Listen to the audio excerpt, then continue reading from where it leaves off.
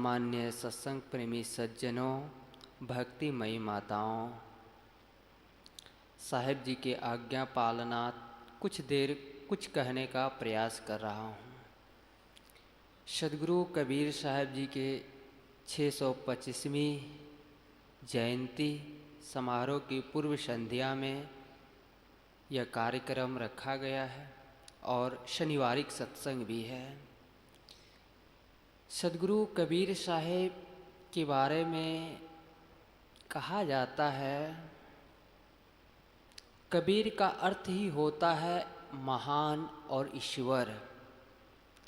कबीर पंथ भी लोग कहते, पंथ का मतलब ही होता है रास्ता। किस रास्ता से हम चले कि आसानी से हम पहुंच सके। किसी को यहाँ से मान लिया जाए स्टेशन जाना हो, प्रयागराज जंक्शन जाना हो, तो कौन सा रास्ता चयन करे कि आसानी से वहाँ पहुँच सके। वैसे ही सदगुरु कबीर साहब जी का जो विचार है, सदगुरु कबीर साहब जी का ज्ञान है, सिद्धांत है, उनको समझने के लिए दिमाग की आवश्यकता नहीं है। सदगुरु कबीर के विचारों को समझने के लिए दिल की आवश्यकता है। और सदगुरु कबीर का विचार को समझने के लिए ज़्यादा विद्वता की आवश्यकता नहीं है। उसकी सरल सी भाषा है। गांव के आम जनता भी उन्हें पढ़ लेते हैं, समझ लेते हैं। और सदगुरु कबीर साहब कहाँ जन्म लिए थे ये सभी लोग जानते हैं। प्राय बहुत सारी कहानियों बताया जाता है, कहाँ जन्म लिए थे, उनके माता पिता कौन थे, ये महत्वपूर्ण नहीं है। महत्वपूर्ण ये है कि उन्होंने अपने जीवन को कैसे जिया, उन्होंने समाज को क्या दिया। शायद सदगुरु कबीर साहब जैसे पूरे दुनिया में शायद अकेले जितना प्रचार प्रसार किए, शायद हम सब पूरे भारत में कहा जाए जितने कबीर पंथ से जुड़े हुए भक्त समाज या साधु समाज है, उतना प्रचार नहीं कर पाए। क्योंकि हमारे अंदर क्यों नहीं कर पाए? क्योंकि हमने सत्य को जीवन में धारण नहीं किया। हम सत्य कहने में डरते हैं, इसलिए हम नहीं कर पाते हैं जितना सदगुरु कबीर ने अकेले किया। लोगों को ये भी प्रश्न हो सकता है कि सदगुरु कबीर साहब इतना मानवतावादी, सदगुरु कबीर साहब इतना प्रेमवादी, समतावादी और दयामान कहा जाता है, तो सदगुरु कबीर के विचारों को लोग क्यों नहीं समझ पाते हैं? सदगुरु कबीर के विचारों को समझने के लिए मैंने कहा ना, दिमाग की आवश्यकता, उन्हें समझने के लिए दिल चाहिए, विवेक की आंखें चाहिए। और वो विवेक की आंखें आपको सदगुरु कबीर के बीजक आप पढ़ेंगे तब आपको पता चलेगा। जैसे हीरे में 56 पहलू होते हैं और 56 अपने आप में पूर्ण और चमकीले होते हैं, वैसे ही सदगुरु कबीर का विचार या सदगुरु कबीर का ज्ञान या सदगुरु कबीर का जीवन आप देख सकते हैं, चारों ओर से पूर्ण है। विद्वानों ने उन्होंने कबीर साहब बहुत विद्वान है, जिनकी जैसी आंखें थी, जिनकी जैसी समझ थी, उन्होंने कबीर को वैसे ही समझने का प्रयास किया।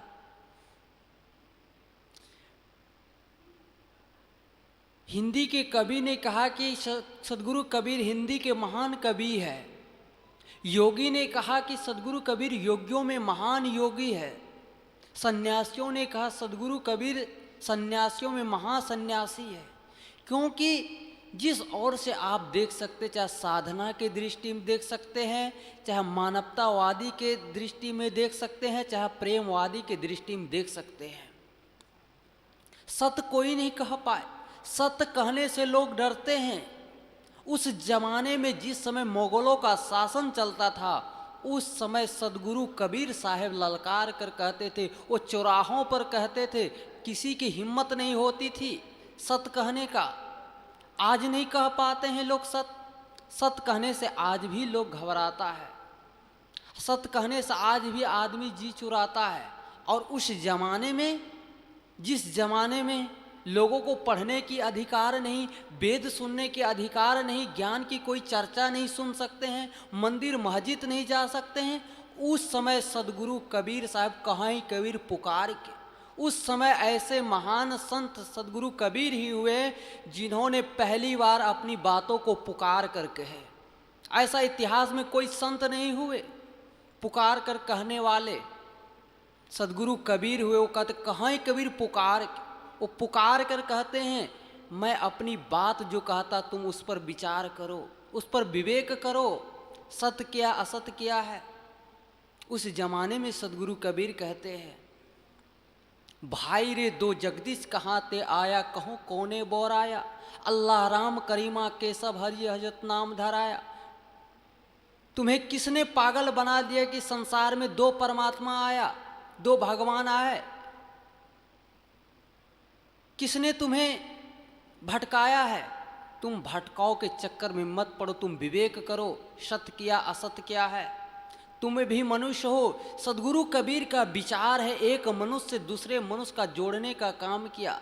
सदगुरु कबीर का मार्ग राजमार्ग है जिसमें न अंधविश्वास, न पाखंड, न चमत्कार, कुछ भी नहीं। आदमी का ये भी प्रश्न हो सकता है, जब सदगुरु कबीर इतना मानवतावादी, इतना प्रेमवादी, दयामान सब कुछ है, तो कबीर की फॉलोवर या कबीर की जनसंख्या क्यों कम है? क्यों सदगुरु कबीर के विचारों को लोग समझ नहीं पाते हैं? विद्वान ने सिर्फ सदगुरु कबीर साहेब को साहित्यों में पढ़ कर रखा है। उन्होंने सुने सुनाई बातों कहते हैं, लेकिन कबीर को समझने के लिए बंधुओं विवेक चाहिए। वो विवेक आपको पुस्तकें में नहीं मिलेगी जो विद्वानों ने लिखा है। विद्वानों का जीवन गलत हो सकता है, विद्वान गलत खा पी सकता है, गलत कर सकता है, सिर्फ वो पढ़ सकता है, लेकिन संत का जो अनुभव होता है, संत का जो जीवन होता है, सदगुरु कबीर ने कहा है तू कहता है कागज के लेखी, मैं कहता हूँ आँखन के देखी, तेरी मेरी मनवा कैसे एक हो। तू कहता है कागज के लेखी, मैं कहता हूँ आँखन के देखी, तेरा मेरा मनवा कैसे एक होई। तुम्हारा और मेरा मन कैसे एक हो सकता है? तुमने तो कागज में पढ़ कर रखे हो, तुम दूसरे के सुने सुनाई बातों को तुम कहते हो। मैं तो आँख से देखता हूँ, तब मैं समाज को कहता हूँ। समाज जो अंधविश्वास में पड़े हुए हैं, चमत्कार में पड़े हुए हैं, सदगुरु कबीर का विचार क्या है? भक्त को सिर्फ भक्त नहीं बनाता है, सदगुरु कबीर का राजमार्ग ऐसा है, भक्त को भगवान बनाने की प्रेरणा देता है।